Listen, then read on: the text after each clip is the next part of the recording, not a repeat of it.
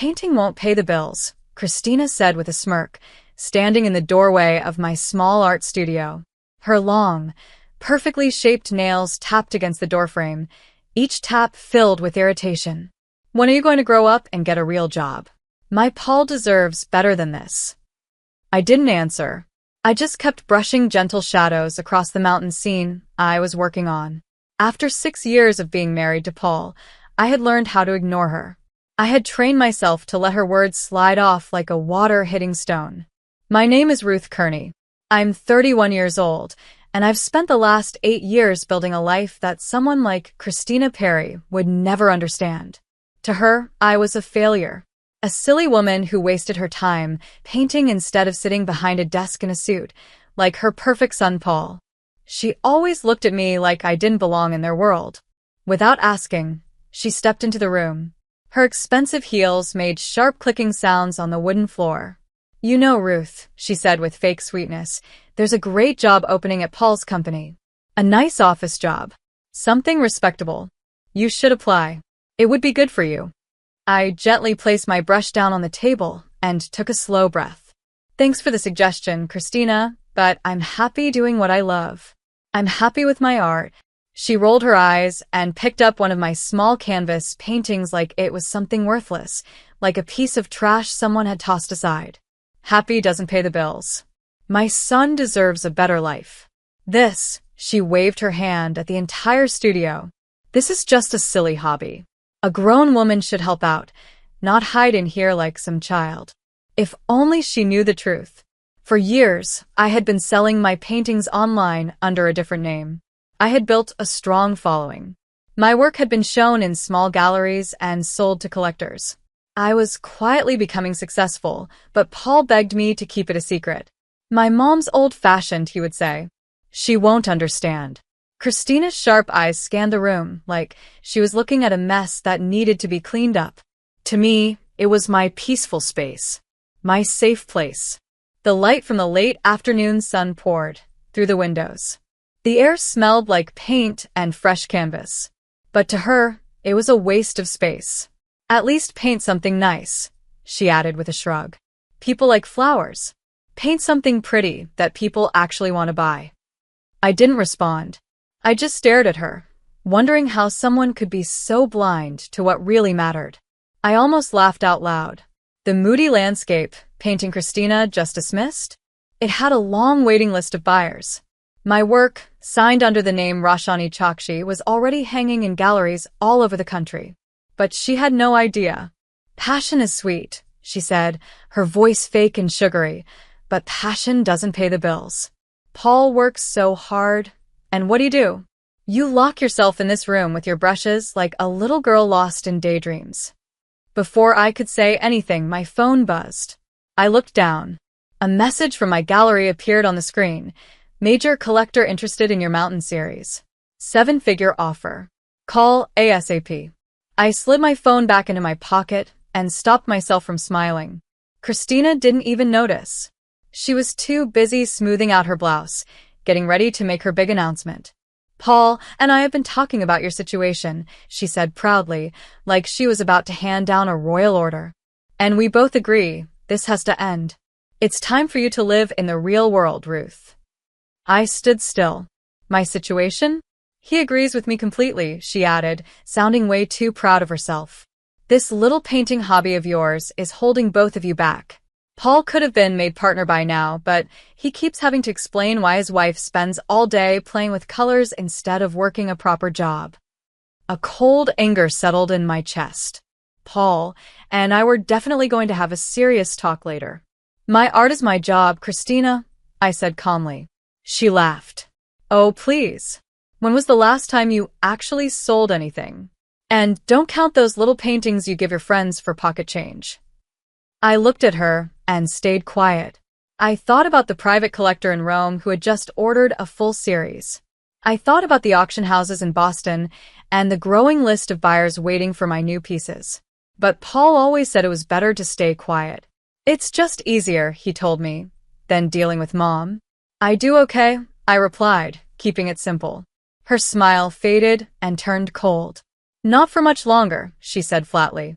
"Paul has agreed. This space will become his new home office. Something clean. Something professional. You'll need to clear everything out by the weekend. I didn't say a word. I just looked around at the space I built with love, paint, and years of quiet work. My studio. My world. And I knew, no matter what they said, I wasn't giving it up without a fight. I stopped moving. This is my studio, I said slowly and firmly. Christina smiled, shaking her head. Was your studio, she said. We already ordered Paul's new office furniture. For 6 years, I had kept quiet. I let her make rude comments about my art. I listened when Paul told me not to make things worse, to keep the peace. I gave up arguments for the sake of avoiding drama. But right then, everything became clear. I had been quiet for too long. No, I said softly. Christina's head snapped up. Excuse me, she asked. I said no. I repeated, standing tall. I looked her straight in the eye. This is my space. This is my career. You have no right to make decisions about what happens in here. Her face twisted with anger. After everything I've done for you, she snapped. You're exactly the reason Paul could have done better. She stormed forward and grabbed one of my finished paintings. It was one of the pieces from the Mountain series, the same series that a collector had just made a huge offer on. Before I could react, she threw it on the floor. It landed on the corner of the easel and tore through the canvas. Christina, stop, I shouted. But she didn't stop. She grabbed another painting. Her breathing was fast and heavy, full of rage. If you won't listen to reason, she hissed, then maybe it's time for a little tough love. I stood there, frozen, watching her tear through my work like a hurricane. Paintings I had poured my heart into, hours of care and emotion, now being destroyed in seconds. But what she didn't know was that this wasn't just art to me. These paintings were worth real money, some thousands of dollars, some even tens of thousands. And what she also didn't know was that I had installed security cameras in my studio to protect my work. Every second of her tantrum was being recorded. I slowly pulled out my phone and hit the record button too, filming the damage she was doing. Sometimes revenge doesn't mean shouting or fighting. Sometimes it means staying calm and letting someone show their true self. Finally, she stopped. Her face was red, her hair slightly out of place, and she was breathing heavily. All around her were ripped canvases and shattered dreams. At least, that's what she thought. She straightened her blouse and looked at me with a cold smile. Now, she said, you can focus on being the kind of wife my son actually deserves. I met her gaze without blinking. Then I calmly pressed send on the video message. Thank you, Christina, I said, my voice steady. Her face shifted just slightly. I smiled. For showing me exactly who you are. Who am I, Christina? She had looked so pleased with herself after destroying my studio. That proud little smile still sat on her lips until my phone buzzed again and again. I answered it and put it on speaker. If she wanted to be involved in my life, she might as well hear what was coming. Roshani Chakshi, this is Ryan from Houston Gallery. The voice said clearly. The collector is ready to wire the 7-figure payment for the Mountain series. When can we arrange pickup? Christina's face lost all its color. Her eyes widened as she looked at the torn paintings scattered across the floor. I stayed calm. We have a problem, Ryan, I said, each word slow and clear. Several pieces from that series were just destroyed on purpose. I have the video footage. There was silence on the other end. Then Ryan's voice changed. It became serious. Destroyed? Those works are insured by millions. Who did this? I turned to Christina. She had slumped into the paint-splattered chair in the corner, hands shaking. She looked like a child who had just realized the mess she made was permanent. She tried to speak. Roshani Chakshi, you're Roshani Chakshi?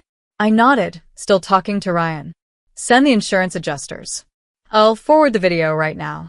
When I ended the call, I looked her straight in the eye. Yes, Christina. I'm Roshani Chakshi, the artist who sold a painting last month for $400,000. The one whose work hangs in galleries and museums. The one whose little hobby paid for the luxury car you love bragging about when Paul drives it. Her lips trembled. But that's not possible. Roshani Chakshi is. Is what? I asked. Successful? Respected? A real professional? I pointed to the torn canvases all around us.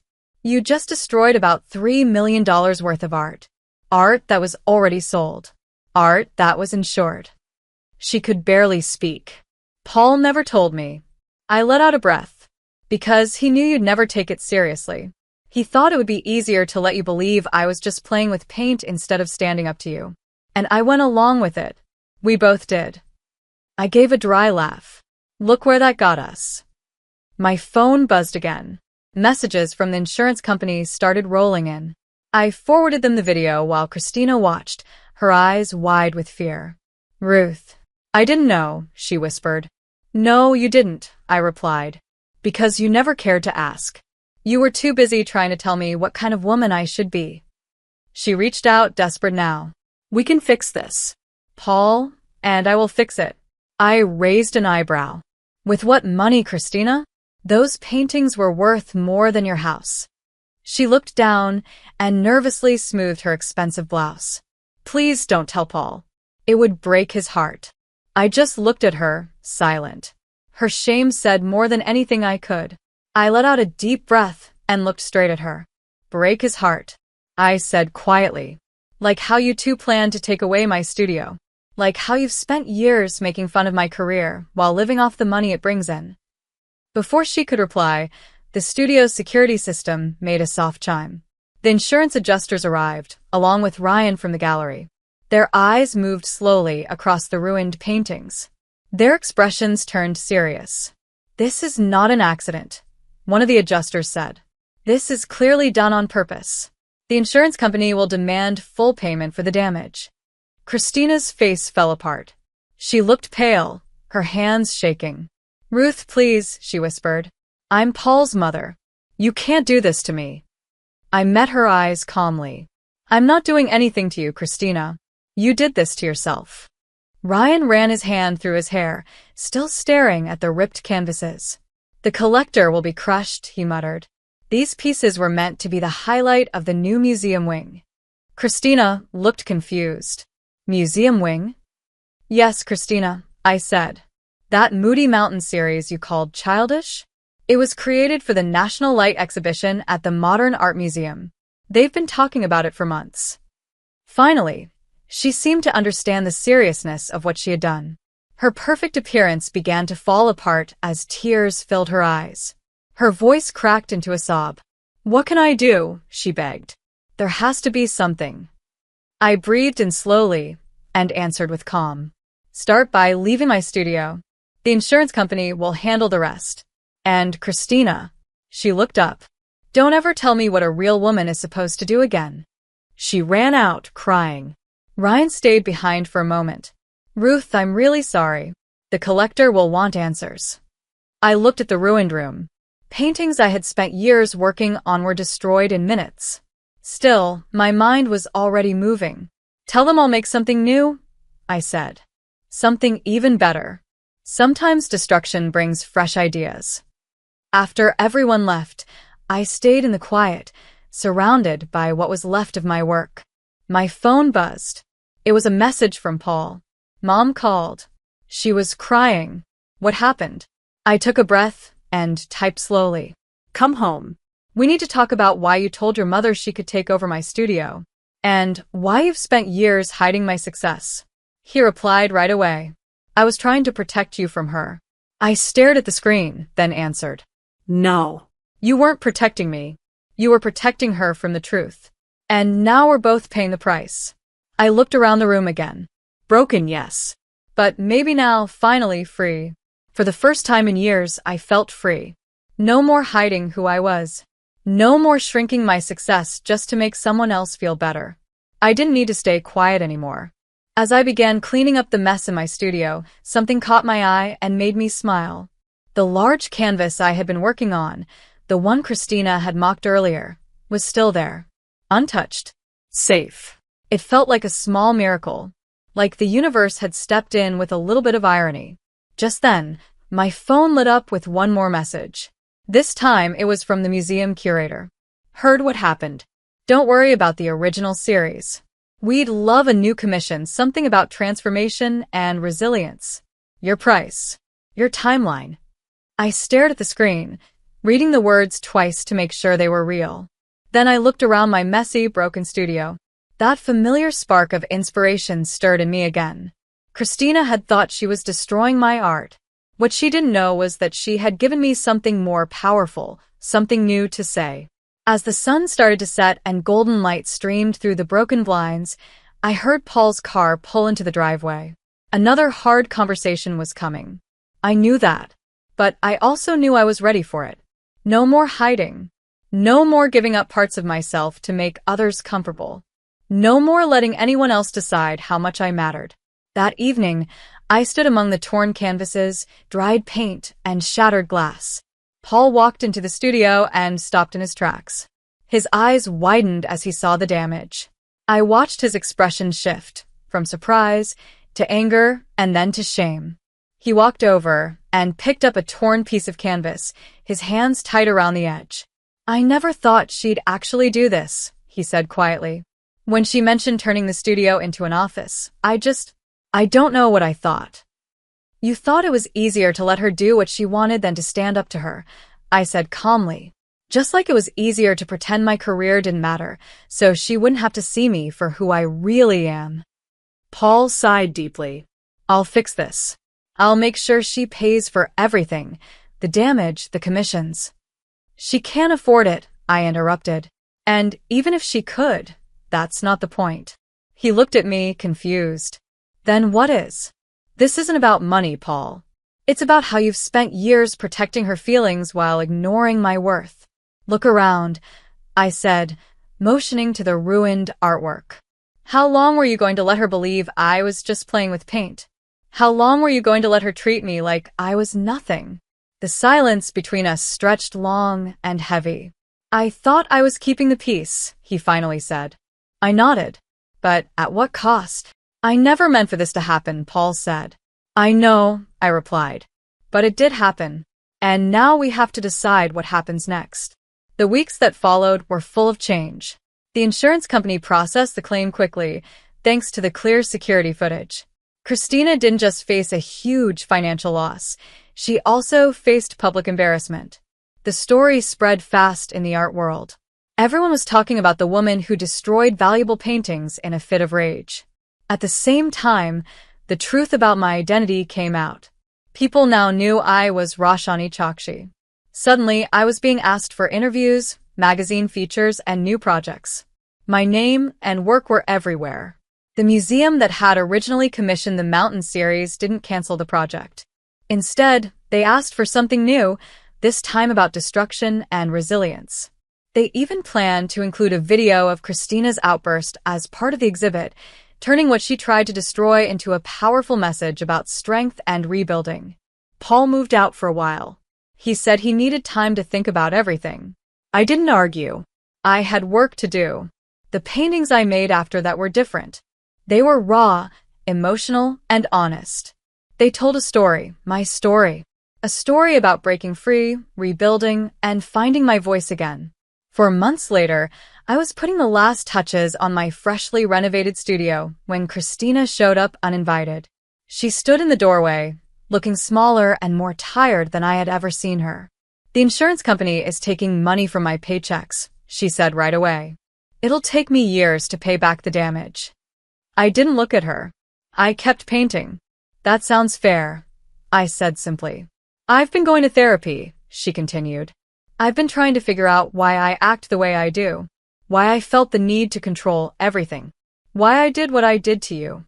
She paused, swallowing hard. I'm sorry, Ruth. Not just for the studio, but for everything. For all the years I made you feel small. I slowly set my paintbrush down and looked up at her. Thank you for saying that, I said. But you know words aren't enough, right? She nodded. Her eyes were full of tears. I saw your new paintings, she whispered. The magazine feature. It was beautiful. I never let myself see the value in your work before. But now I understand. I really do. I see why people love it. For the first time, her voice didn't sound fake or proud.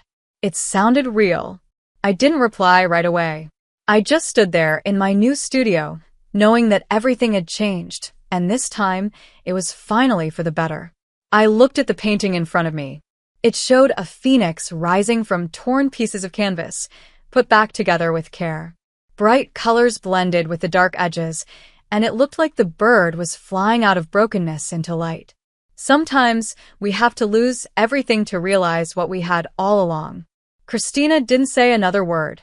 She quietly turned and left. I picked up my brush again and returned to my work. That night, my phone rang.